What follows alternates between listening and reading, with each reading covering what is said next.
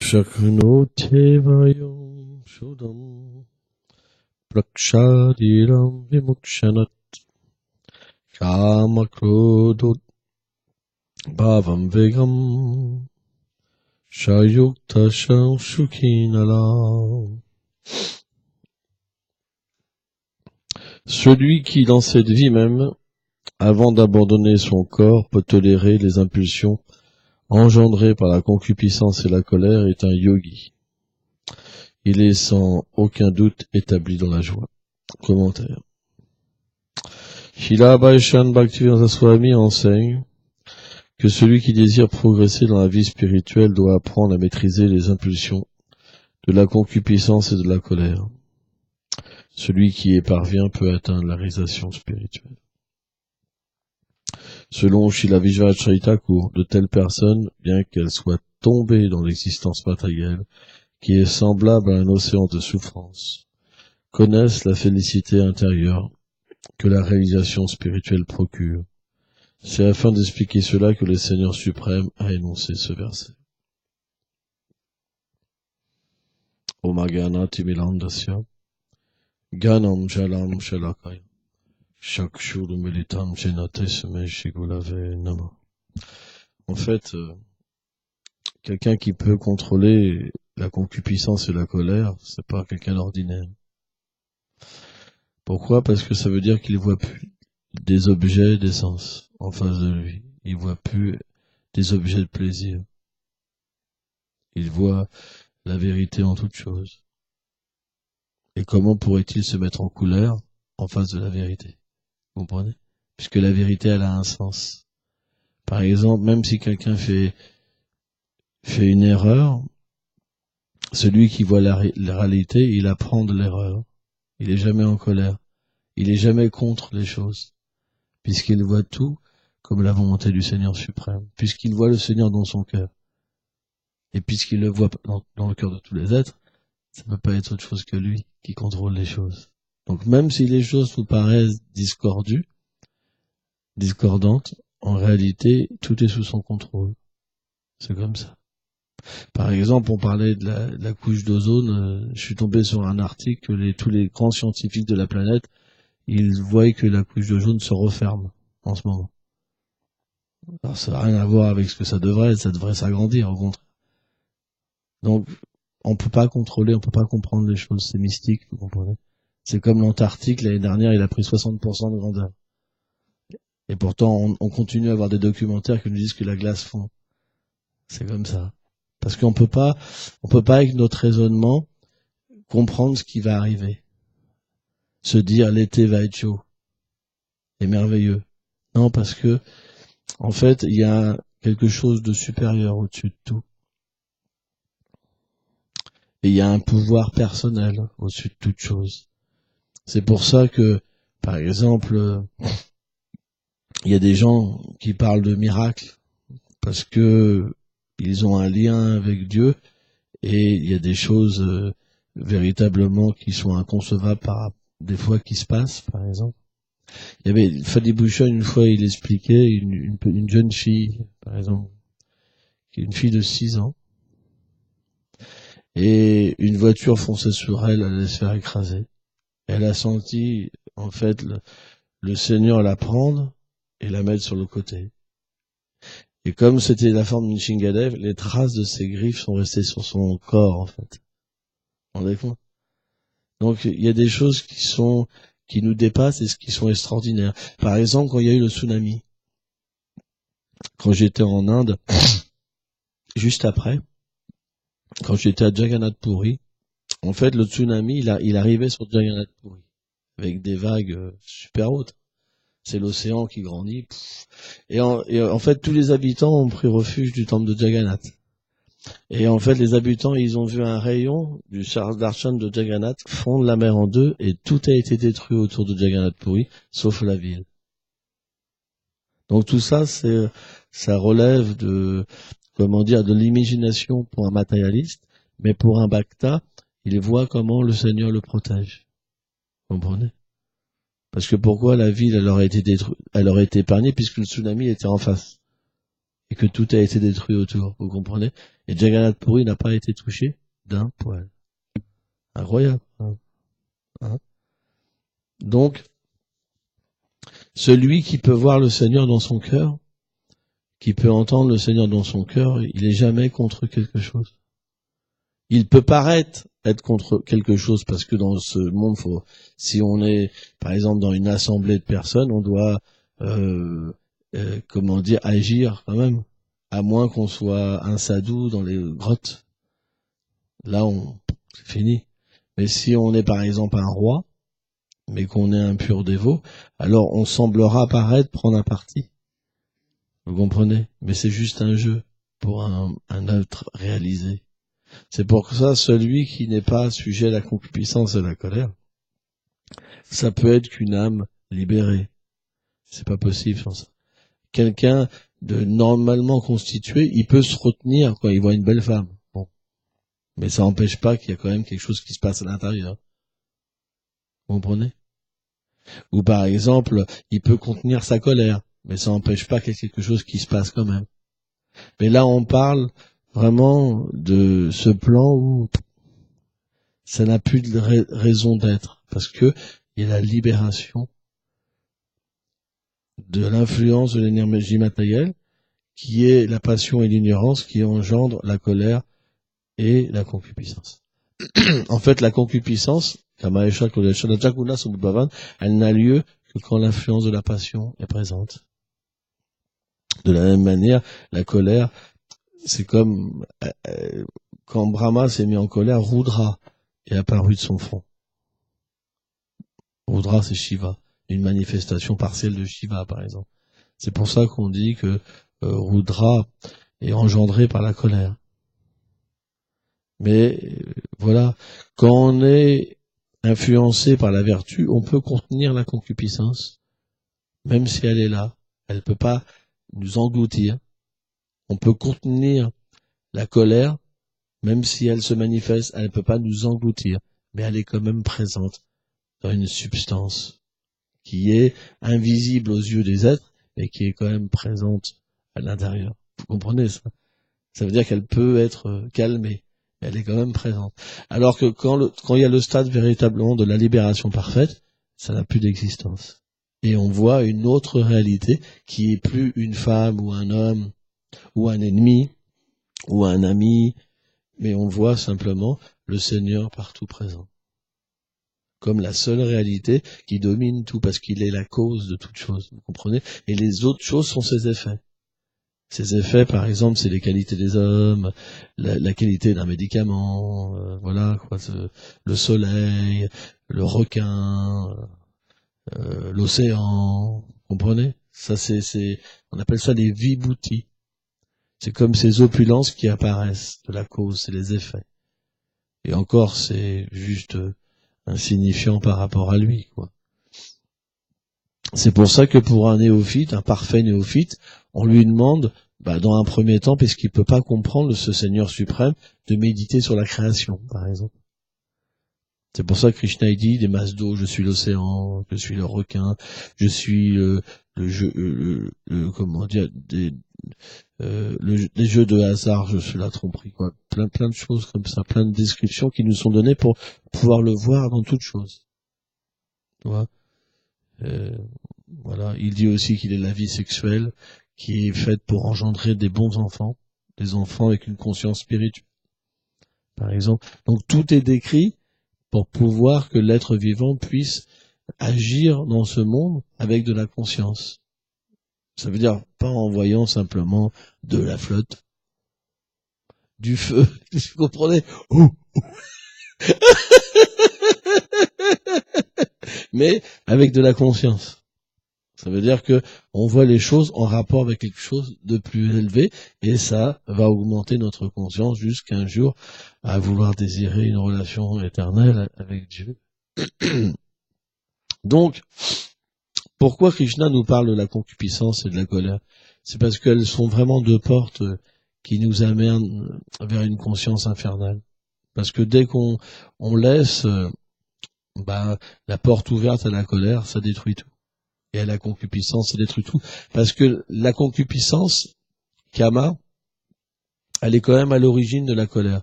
Parce que quand on cherche le plaisir et qu'on n'arrive pas à l'avoir, on devient insatisfait et après ça éclate en colère et ça se porte sur les autres, en fait. C'est la faute des autres. C'est pour ça que on essaye de trouver la paix, mais la paix, elle ne peut se trouver que par une vie spirituelle authentique. Si les gens deviennent libérés, alors ils sont libérés de la guerre. Vous comprenez, c'est pas plus compliqué. Mais essayer par des moyens artificiels d'éviter la guerre, ce sera pas possible, parce que la guerre est dans les gens. Parce qu'ils ont une frustration. Et c'est ça qui est un petit peu dommage. Et cette frustration, elle amène au matérialisme. Alors, on engage les choses matérielles, bien sûr. Mais on serait dans une époque où il y aurait pas de matérialisme, il y aurait pas d'ordinateur, il y aurait pas d'électricité, on vivrait simplement avec la nature. Vous comprenez ? Alors, par exemple, si on vit dans une grotte, les gens ils vont pas être attirés, donc on utilise les choses. Et puis on a grandi dedans aussi, quelque part.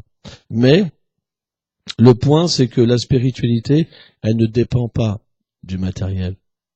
On accepte simplement l'environnement tel qu'il est et on ne cherche pas à le changer parce que on est intéressé par le cœur, par ce qui vient de l'intérieur, pas par ce qui vient de l'extérieur.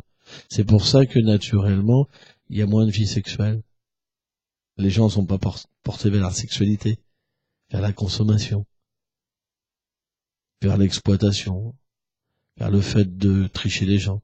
Au contraire, puisqu'il y a une vie intérieure, ils vont par le fait de toujours développer plus de qualité pour avoir le maximum de respect envers le Seigneur suprême qui est partout présent. Donc c'est parfait. Mais bien sûr, dans l'âge de Kali, comparé à l'âge du Satya Yuga, les gens ils sont perdus. Ça veut dire qu'ils font l'inverse. Alors que dans le Satya Yuga, les gens étaient presque que des purs dévots, quoi.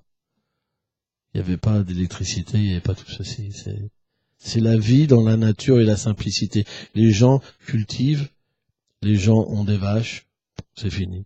Et ils vivent simplement de haute pensée. Et ils trouvent leur extase à l'intérieur. C'est ça qui différencie les êtres du Satya Yuga et du Kali Yuga. Et si on va entre les âges, ça décroît, en fait, cette conscience intérieure. Et l'âge de Kali, c'est simplement l'apothéose de l'oubli, quoi, et de la gratification des sens, quoi. C'est pour ça que c'est très difficile dans ce monde, dans cet âge, de développer sa conscience spirituelle, extrêmement difficile. Parce que les gens, ils sont omnibulés par une chose, c'est la concupiscence. Ils pensent que la concupiscence. Ça veut dire avoir du plaisir pour les sens. Alors la vie spirituelle, ça veut dire yoga. Yoga, ça veut dire être uni à Dieu.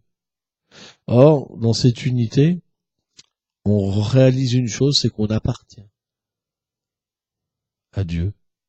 On est fait pour lui.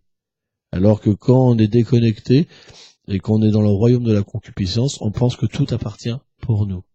Qu'on doit faire les choses pour qu'on soit heureux. Tous les systèmes politiques sont basés sur ce principe-là. Ça veut dire que on essaie de créer une situation pour que les gens soient heureux. C'est une réalité. La vie spirituelle, elle est basée sur quelque chose qui est complètement différent dans les autres âges. Parce que dans cet âge-là, même la religiosité, elle fait défaut, quoi. La conception de la religiosité, il y a un concept, mais elle s'applique très mal. Parce que finalement, on se retrouve avec des gens qui font de la politique au lieu de développer la vie intérieure. Ils cherchent la position, ils cherchent d'agrandir leur territoire, leur religion, mais tout ça finalement c'est parce qu'il n'y a pas de vie intérieure. S'il y avait une vie intérieure, on sortirait pas les sabres pour les conquérir les autres. Vous comprenez ? Simplement, l'expansion de la religion se ferait par l'amour. On rencontre quelqu'un, on l'étreint, pouf. Vous comprenez ? C'est différent. Or, qu'est-ce qu'on voit dans ce âge de Kali ?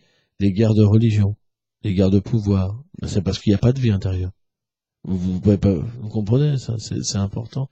Il y a une certaine ressemblance, mais c'est qu'un aspect externe. Parce qu'il n'y aurait pas d'épée. C'est pas possible.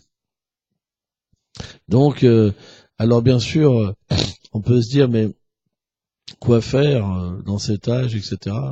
Eh ben, on doit essayer déjà de développer une vie intérieure. Et dans cet âge, le plus facile, c'est de chanter les noms du Seigneur suprême. Parce que on est toujours envahi par des mauvaises pensées, des pensées matérielles, liées au faux ego et à nos possessions, et à des gens qui sont reliés avec notre corps. Quand on chante, on pense à tout, sauf à la réalité absolue. Parce que on est plein d'attachements, d'illusions. En plus, on est souvent malade. Il y a beaucoup de problèmes avec le temps, le froid, le chaud, les insectes, les ceci, les cela. Le problème avec les autres êtres vivants aussi. Il y en a toujours un pour nous embêter. C'est comme ça, c'est la nature, hein, c'est comme ça. C'est rare quand il y a une journée que tout se passe bien. C'est rare. Et ben tout ça, ça rend extrêmement difficile. Et puis il y a peu de temps, il faut travailler, gagner de l'argent, faire ceci, faire cela. Il y a peu de temps. Les gens ont même pas de temps de fermer les yeux. Ils courent. On est dans une société où les gens courent, c'est vrai. C'est une réalité. Donc, naturellement, le procédé que le Seigneur va donner, il sera adapté. Sur ça, ça va pas. Par exemple, dans l'âge de Satya Yuga, les gens, ils pouvaient méditer des milliers d'années. Parce qu'ils avaient un pouvoir extraordinaire. Sans même boire et manger. Parce que c'est inconcevable pour nous. Nous, on peut ne pas manger pendant 4 heures, 5 heures, et puis ça commence à nous attaquer. Au bout de 2 jours, une semaine, 6 mois, c'est fini, il n'y a plus personne. Parce que c'est pas les mêmes âges. Donc le Seigneur s'est manifesté sous la forme du chant des saints noms, d'une manière que si facile pour nous à obtenir cette connexion. Et donc, par le fait de chanter, si on chante convenablement, alors l'effet de la colère et de la concupiscence vont graduellement diminuer en nous. Ils vont être comme endormis. Vous savez, c'est comme un serpent. Les sens, c'est considéré comme des serpents qui peuvent nous piquer. Par exemple, quand la concupiscence nous pique et qu'elle nous emporte, c'est comme le venin d'un serpent. Et tant que les organes ne crachent pas, en fait, la jouissance, alors c'est comme une morsure. Ça veut dire que ça nous prend une fois que les organes génitaux se mettent en route et que la jouissance se commence à se mettre en route, alors on est emporté. On peut pas faire autrement. On peut pas lutter. Après, pouf, on est piqué. C'est comme un serpent. Pouf, c'est se piquer. Parce qu'un serpent, quand il nous pique, le venin, en fait, va dans tout le corps et paralyse tout le corps. Même ça attaque le cerveau, tout. Et ben de la même manière, quand on chante, il y a des gens qui jouent de la flûte en Inde, hein, et les cobras, ils sont charmés. Au lieu de piquer, ils dansent. Les cobras. C'est vrai. Hein. Et naturellement, le chant, puisqu'il est Krishna lui-même, et puisque Krishna ensorcelle la création entière, ce chant, quand il est écouté avec un petit peu de sincérité et une bonne compréhension, alors il a le pouvoir de contrôler les sens et de faire perdre le venin au serpent. C'est comme si on cassait les crocs, vous savez. C'est comme si on enlevait les crocs du venin et que même s'il nous piquait, il n'avait plus la puissance pour nous emporter. Donc graduellement, à force d'avoir ce contact avec le Seigneur suprême, les résultats de nos activités, de nos vies passées, ont de moins en moins de puissance, les désirs. Parce que, en fait, quand on accomplit des activités, ça crée des désirs dans notre cœur. On appelle ça des beats, c'est comme des graines. Et quand elles poussent, ça donne un désir et une puissance pour le réaliser. Et s'il peut pas être réalisé, la frustration. Et donc, le chant, chez la Rupa Goswami explique qu'il pourrit, en fait, ces graines. il détruit ses graines à la racine. Et naturellement, au fur et à mesure qu'on progresse dans le champ, au fur et à mesure, on peut ne plus être emporté par les résultats de nos actes. Et ça fait qu'on peut méditer, on peut réfléchir, on peut avoir une introspection dans notre vie. Ça, c'est pas possible. Les gens, moi je me rappelle, quand j'essayais de vendre des livres à une époque dans ma vie, les gens ils disaient « j'ai pas le temps, j'ai pas le temps, j'ai pas le temps ». Ils s'arrêtaient même pas « j'ai pas le temps ». Vous comprenez ? Les gens, ils sont dans une lutte pour l'existence et c'est une réalité, quoi. C'est pour ça que, naturellement, on doit prendre la faveur que le Seigneur nous fait et comprendre qu'est-ce que c'est que ce développement de l'amour de Dieu, comment les choses se passent, comment cette maladie en nous qui est la concupiscence, comment elle va graduellement perdre de la force et comment l'âme qui est la vérité en nous, elle va de nouveau prédominer en nous. Vous savez, quand on est conditionné par le corps, quand vous avez une forte maladie, à un moment, elle vous terrasse. Ça vous est jamais arrivé, ça, de vous retrouver dans le lit terrassé? Ça arrive. Vous pouvez pas faire autrement, il n'y a plus personne. Alors, et là, vous redevenez comme un enfant, vous aimez bien que tout le monde s'occupe de vous. Vous arrêtez à jouer à l'homme fort, il n'y a plus personne. De la même manière, toutes ces choses qui sont en nous, c'est comme une maladie qui nous rend oublieux, qui nous porte à l'oubli de notre réalité. Et à force qu'on chante, et à force qu'on serve le Seigneur suprême et ses dévots, alors on devient graduellement guéri. Srila Rupa Goswami prend l'exemple du sucre. Quand quelqu'un a la jaunisse, en Inde, on lui donne du sucre candy. Et en fait, le sucre au contact...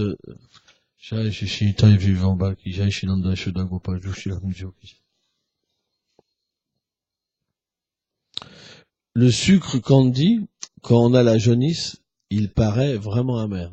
Mais vraiment, je sais pas, j'ai jamais essayé, mais comme du fiel, quelque chose vraiment pas bon. Mais il a le pouvoir de soigner la jaunisse, et à force qu'on en donne, au fur et à mesure que la jaunisse est guérie, au fur et à mesure, le goût du sucre devient de plus en plus merveilleux. Vous comprenez ? Et quand la jaunisse est partie, alors on peut vraiment goûter le goût du sucre et se réjouir de nouveau. Parce que la jaunisse empêchait la saveur des aliments. Vous comprenez ? On peut retrouver la joie de savourer le prashad. Or, le chant de Sanon, c'est pareil. Au début, c'est amer. C'est dur. C'est Hare Krishna, Hare Krishna. Oh, c'est vraiment dur. Mais au fur et à mesure qu'on progresse, le goût, en fait, se manifeste. C'est pour ça qu'au début, on a envie de dormir. On a, des pensées en nous. On interrompt notre chant. Il y a plein de choses qui se passent au début.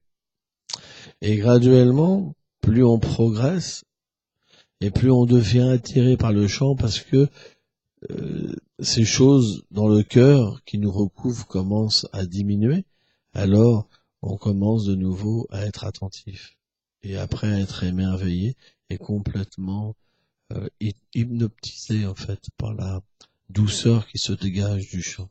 Donc c'est quelque chose qui est graduel. C'est pour comme ça on peut comprendre à quel niveau on est dans la vie spirituelle. Si on est malade matériellement ou si on commence à guérir. Tout ça, on peut voir ce matin comment on a chanté. Est-ce qu'on dormait? Est-ce qu'on chantait pas? Est-ce qu'on n'avait pas du tout le goût pour chanter? Donc il y a ceux qui chantent pas du tout parce qu'ils n'ont pas du tout de goût, parce qu'ils n'arrivent pas à trouver la satisfaction avec les noms de Dieu. donc ils chantent pas. Il y a ceux qui, dû à des activités passées, ils ont quand même un attrait, mais ils ont pas de goût. Et il y a ceux, c'est graduel en fait. Il y a plein en fait de grades où la maladie en fait se soigne. C'est pour ça que Krishna il dit Unam Jamunte, ça prend des vies même à que cette maladie disparaisse. Parce que bien que on puisse apprécier par exemple aller dans un temple, on puisse apprécier aller sur le Dham en Inde, des choses comme ça, c'est pas pour ça que les gens chantent. Ils ont pas de goût quand ils chantent. Il y a plein d'Indiens qui sont comme ça par exemple. Alors que d'autres personnes vont aimer chanter par exemple. Et d'autres personnes seront des purs dévots parce qu'ils chantent purement et qui ont réalisé leur relation éternelle avec le Seigneur. Voilà, c'est quelque chose de personnel. On peut pas remplacer le bonhomme en mettant un autre bonhomme à la place. Et chacun a son expérience et dû à cette expérience et à son désir, on a un contact avec le Seigneur ou pas. Et avec ce contact-là, on le goûte soit de loin, c'est juste sa grandeur, ou alors on goûte son intimité. Or, cette intimité, ça veut dire le goût, ruchi. Ça veut dire l'attachement. Sans ça, c'est loin. Par exemple, les yogis qui méditent sur le Seigneur dans leur cœur, même s'il apparaît dans leur cœur, ça reste éloigné. Parce qu'ils voient les qualités du Seigneur partout présent. C'est très éloigné comme méditation. Que dire de quelqu'un qui est même pas à ce niveau-là et qui peut même pas voir qu'il est différent du corps. Donc voilà, il y a plein de différentes puretés selon les désirs des êtres. Vous savez, quelqu'un qui renonce à la vie matérielle, c'est pas pour rien. Et quelqu'un qui arrive pas à y renoncer, c'est pas pour rien. C'est parce que voilà, il y a naturellement un goût ou pas qui est là. On peut pas inventer. Si quelqu'un il est attaché à ce monde, il peut pas s'en détacher. Si le détachement il vient, c'est dû à quelque chose. Vous comprenez? Voilà, il y a un goût. Ça veut pas dire que les gens sont discriminés. L'âme est une âme. L'âme, elle a toutes les mêmes qualités, vous comprenez. L'âme d'une âme à une autre, c'est la même substance, Satchitananda. Mais, dû à des circonstances, il y a un conditionnement qui est plus fort qu'un autre, etc., et qui fait que on réagit tous d'une manière différente. Et ça, voilà, c'est une évolution spirituelle. Ça, c'est chacun à son évolution, à son désir. Hein.